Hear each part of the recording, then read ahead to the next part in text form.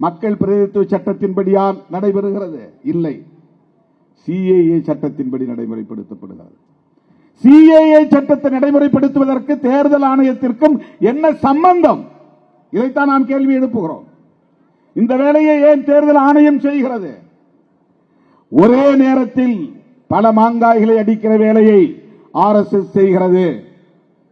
நேரடியாக சிஏஏ சட்டத்தை நடைமுறைப்படுத்த போகிறோம் என்று சொன்னால் காங்கிரஸ், திமுக உள்ளிட்ட இடதுசாரிகள் உள்ளிட்ட எல்லா எதிர்க்கட்சிகளும் அதற்கு கடுமையான எதிர்ப்பை தெரிவிப்பார்கள், மக்கள் போராட்டத்தை நடத்துவார்கள்.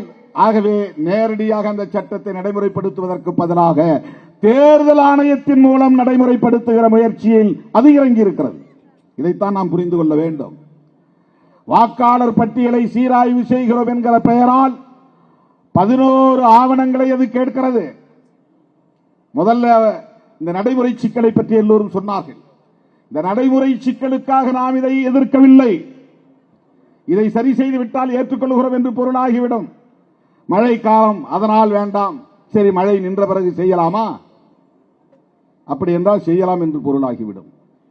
கிறிஸ்துமஸ் காலம், எங்களால் அதில் கவனம் செலுத்த முடியாது என்று சொன்னால் கிறிஸ்துமஸ் முடிந்த பிறகு செய்யலாமா? செய்யலாம் என்று பொருளாகிவிடும். அது அல்ல.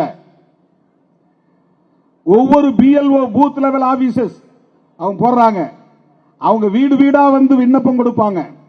அந்த விண்ணப்பத்தை பூர்த்தி செய்து நான் இந்த நாட்டின் குடிமகன்தான் என்று உறுதிப்படுத்த வேண்டிய பொறுப்பை நம் தலையில் கட்டுகிறார்கள். இதுக்கு முன்னாடி நீ வந்து ஒரு ரேஷன் கார்டு காட்டினா வாக்காளர் பட்டியலில் உன் பேர் சேர்ந்துரும், அல்லது ஆதார் கார்டு கட்டினா வாக்காளர் பட்டியலில் உன் பேர் சேர்ந்துரும். அட்ரஸ், பேரு, அப்பா பேரு, வயசு. உனக்கு ஒரு ஓட்டர் ஐடி கொடுத்துருவாங்க. தேர்தல் நேரத்தில் ஓட்டர் ஐடி எடுத்துட்டு போனா ஓட்டு போட்டு வந்துடலாம், அவ்வளவுதான். ஆனால் இப்போ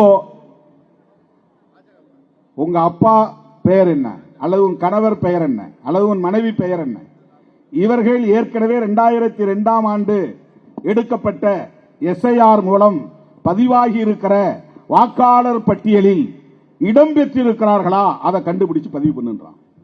2002ல் எங்க அப்பாவுக்கு அல்லது எங்க அம்மாவுக்கு வாக்காளர் பட்டியலில் பெயர் இருக்கா இல்லையான்னு நான் செக் பண்ணணும்.